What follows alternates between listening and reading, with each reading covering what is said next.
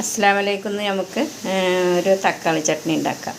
തക്കാളി അരിഞ്ഞ് വെച്ചിട്ടുണ്ട്, വെളുത്തുള്ളി, പച്ചമുളക്, ഉള്ളി അരിഞ്ഞത് മിക്സിൻ്റെ ജാറിലേക്ക് ഇടുക.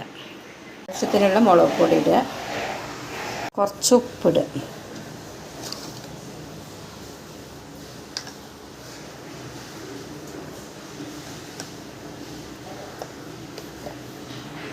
കുറച്ച് വെള്ളം ഒഴിക്കുക. കുറച്ച് വെള്ളം ഒഴിച്ചാൽ മതി, ഒരുപാട് വെള്ളം വേണ്ട.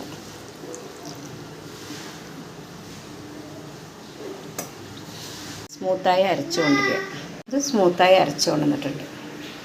ചട്ടി അടുപ്പത്ത് വെച്ച് എണ്ണ ഒഴിച്ചിട്ട് കടുകിടുക. എന്നിട്ട് കറിവേപ്പില ഇട്ട് ഉണക്കമുളക് ഇട്ടിട്ട് താളിക്കുക. കടുക് കൂട്ടിയിട്ടുണ്ട്, ഇനി കറിവേപ്പില ഇടുക.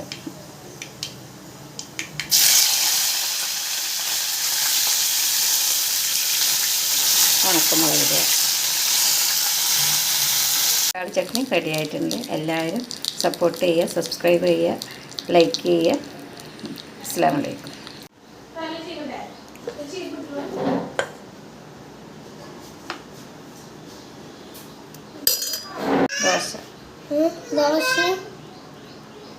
ദോശ, തക്കാളി ചട്നി, ഇഡ്ഡലിപ്പൊടി,